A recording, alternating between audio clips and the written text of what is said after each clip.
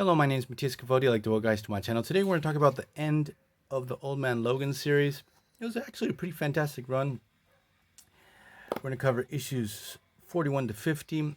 The end of this series in general feels like a fantastic ending for a character like Wolverine. Logan battles the first character he ever tussled with in a comic book.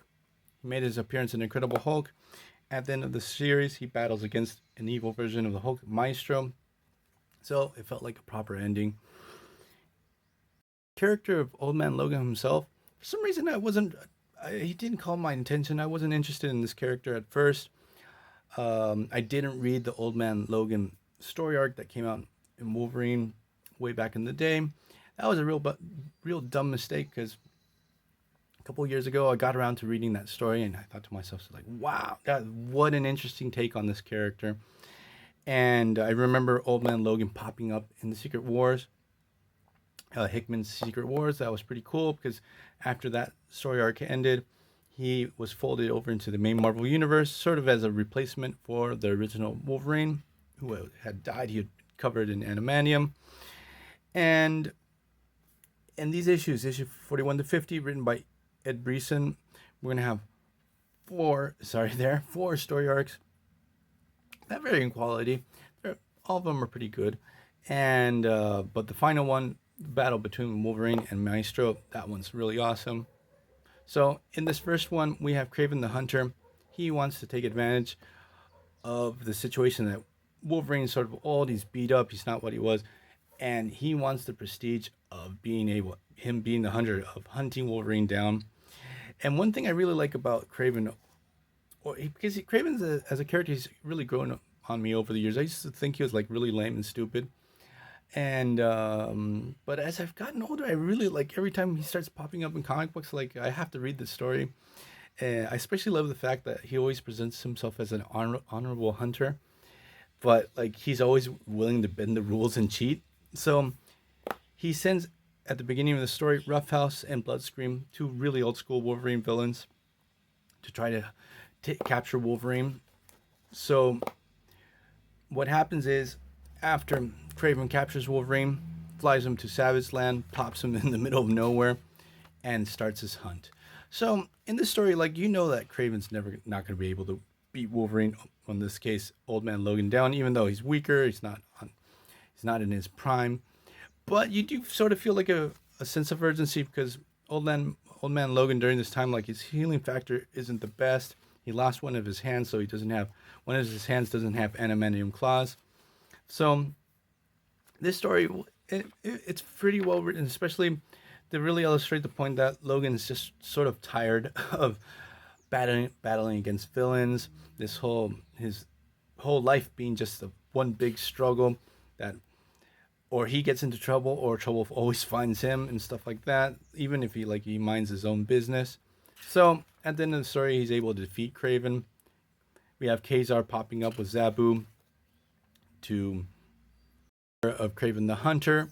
So in the next story, we have Wolverine going up against Bullseye. Now, in this story, previous story arc that I haven't read, where I need to read, I have to get my hands on the previous compilation issue prior to this one, where Wolverine has a confrontation with Kingpin and also with Bullseye. So Bullseye's back. He wants to take vengeance on Old Man Logan, makes things miserable for him.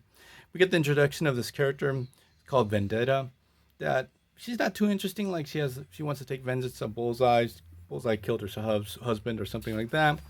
Old Man Logan and Vendetta team up, and the rest of the story is Old Man Logan trying to deal with Bullseye, who's batshit crazy. He's pretty much like an unstoppable force that just can't stop killing people. The story just really illustrates how messed up in the head Bullseye is, and that he can't be underestimated. Especially, I just really love his power set, that he can convert anything into a weapon, and he's a real handful for Old Man Logan.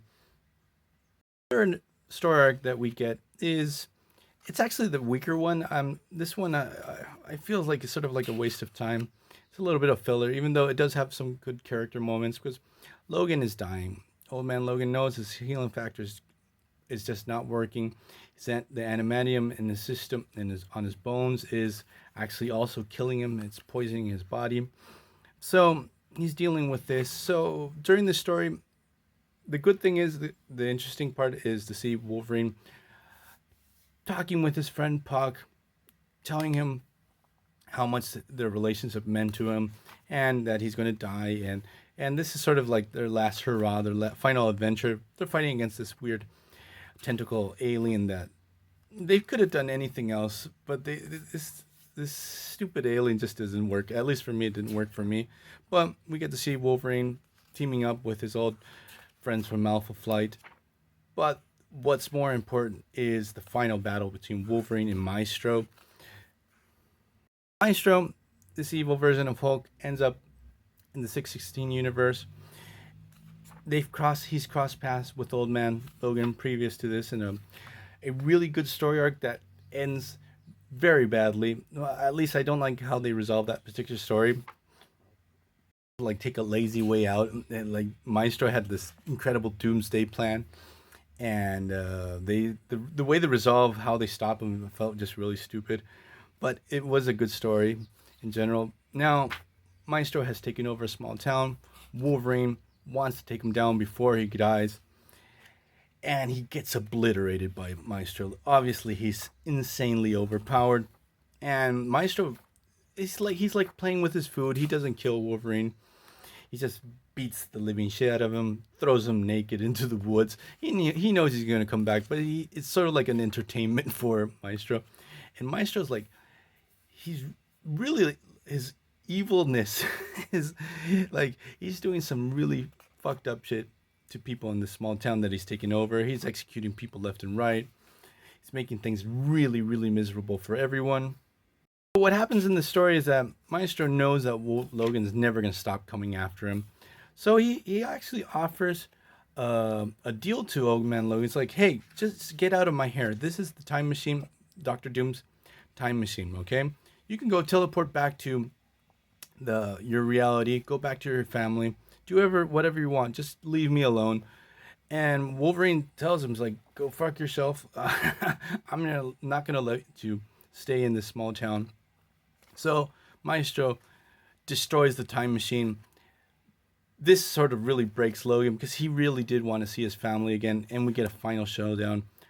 And in one final awesome moment, Wolverine decapitates Maestro, takes him down, and sadly, it's pretty tragic. But again, it's well written that these two characters end up killing each other. Wolverine also dies because of the stress from the battle. So it's a pretty good conclusion to the story. And after this, we have this Old Man Logan annual that at least I didn't find it to be too interesting, where Old Man Logan crosses paths with Frank Castle. So I'm going to leave this video here. What you guys think about Old Man Logan if you have read it. So see you guys next time. Bye.